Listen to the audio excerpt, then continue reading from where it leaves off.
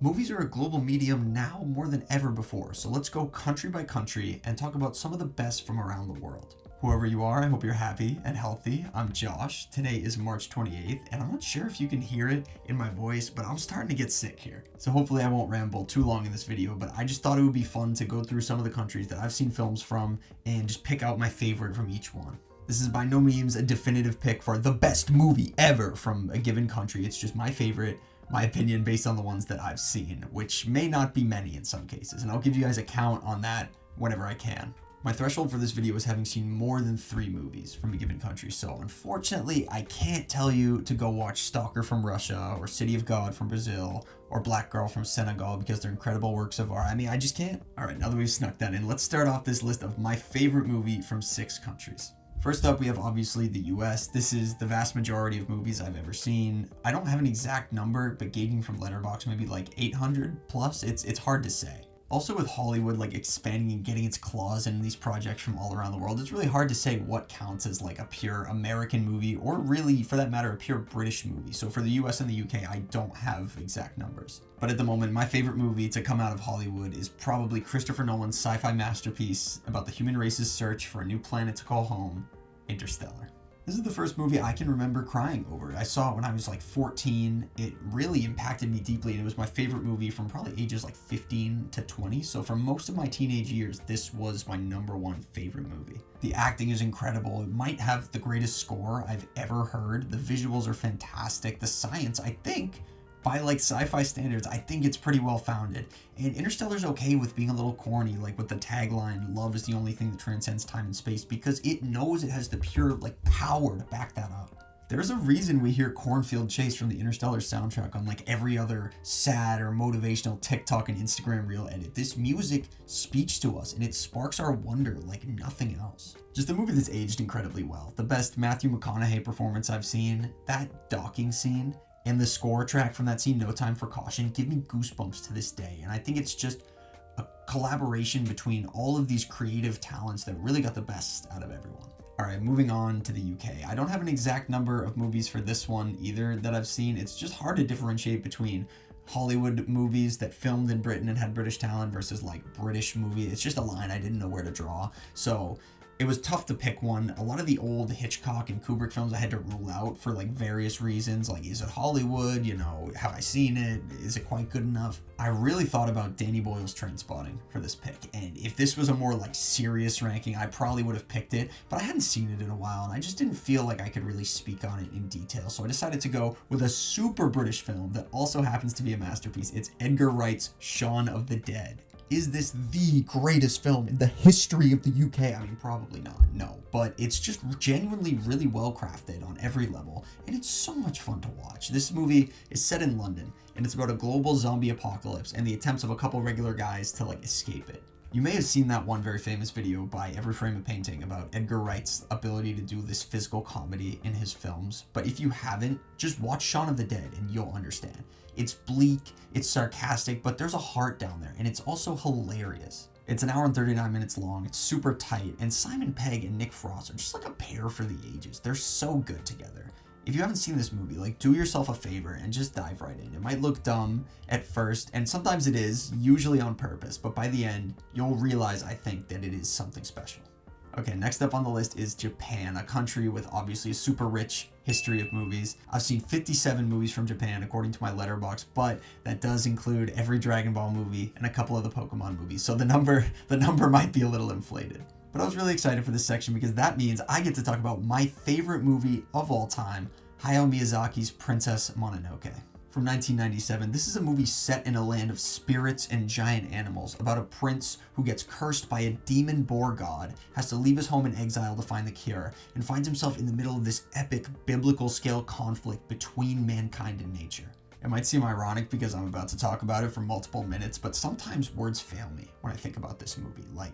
It's just so perfect. The animation is textbook Studio Ghibli. The characters are incredible and flawed. It's rarely subtle, but it doesn't want to be because this is a movie that's just overflowing with power and life. And the music, oh my god. Joe Hisaishi is one of the best composers we've had in the film business, and he's cooking on all cylinders here. His score, combined with these heartbreaking and ethereal scenes and this beautiful animation, it's just such a potent combination. Some people might look at Studio Ghibli and be like, oh, that's anime, you know, that's not for me, that's not what I know myself to be into, but I promise you, if you put on Princess Mononoke, you won't regret it, and you will almost certainly want to see more. Moving on to country number 4, another country with such a rich film history, it's India. I've seen 42 films from India. I ended up actually picking 2 of them, and I'll explain why. My 2 picks for India are Patthar Panchali and Kuch Kuch Hota Hai. We have a soft-spoken, heartbreaking drama from 1955 about a Bengali family from a small village, and one of the most lavish, over-the-top, campy, feel-good Bollywood rom-coms of the 90s. I didn't want to pigeonhole all of Indian film history into Hindi films and Bollywood films, but it felt wrong to ignore them too, so I settled on this compromise, and conveniently, I love both of these movies. I've seen a few of Satyajit Ray's movies, but this is definitely my favorite. The way Patthar Panchali manages to turn everyday life in this rural setting into something so magical and so devastating, and the way Ray just turns emptiness and austerity to his advantage and emotionally wrecks you by the end of the movie. I mean, it's amazing. And you can actually see his influence in some of Akira Kurosawa's work too. Kurosawa himself said, never having seen a Satyajit Ray film is like never having seen the sun or the moon. And I don't think I could give you a more glowing review than that. On the other hand, Karan Johar's Kuch Kuch Hota Hai is just a masterclass of excess. It's so full of joy and vitality and life that you just can't help but be swept up in this tide of love by the end of its like 3.5 hour runtime. Yes, it's corny, it's campy, it's got all the ridiculous jokes and twists that you might expect from a Bollywood rom-com of this scale, but it wears its heart on its sleeve and it's not afraid to be shamelessly joyful. Not to mention, if you're not familiar with Bollywood, the pairing of Shah Rukh Khan and Kajol on screen in the late 90s was like as good as there's ever been in terms of romantic leads. The two of them together are just magic. Both very basic picks as far as it goes, but I am still pretty new to Indian cinema, so I'm really excited to kind of expand my knowledge and just live through more of that history because there is so much there. Next up is France. After having seen 42 Indian movies, I have seen 5 from France. So that just goes to show I need to branch out a little bit more. Another basic pick for this one, but the classics are the classics for a reason. We have Agnes Varda's 1962 movie, Cleo from 5 to 7. This movie is about a singer named Cleo, and it follows her life in Paris for these 2 hours from 5 to 7 as she waits for the result of a medical test to tell her whether or not she has cancer. It's slice of life, and it's whimsical, but it also deals with the fear of death in a very immediate way. I mean, Cleo tries to kind of balance her day-to-day life with this fear, existential dread she's feeling, and she kind of tries to like stay on the move and like stay ahead of it. I won't spoil the ending of the movie, but it's just this great mix of levity and serious introspection, and it's a pretty solid character study, not to mention just a beautiful look at 1960s Paris. I mean, it's gorgeous. So definitely worth a watch if you're into old movies. The final place on this list isn't technically a country by legal status, but it has such a rich film history of its own, and that is Hong Kong. So many incredible movies have come out of Hong Kong. Unfortunately, I've only seen 4 of them, but luckily, the one I have for you today is like a perfect movie, an absolute masterpiece. It's 2000's In the Mood for Love, directed by the legend Wong Kar-wai. This movie's about 2 neighbors in an apartment building who realize their spouses are having an affair with each other. But as they bond over this shared heartbreak, they start to form a connection of their own. This movie does melancholy better than anything I've ever seen. It's dusky, it's almost neo-noir, but there's so much beauty in it. And Tony Leung and Maggie Cheung are perfect on screen. They're so magnetic, and you just can't get enough of the pair of them acting together. The music is so simple and so effective. Like, the one theme that repeats is like seared into my memory. And I won't spoil too much, but for some scenes of the movie, you don't know if what you're seeing is real. And the whole movie kind of has that hazy, dreamlike quality to it. Like it's a memory that's faded over time.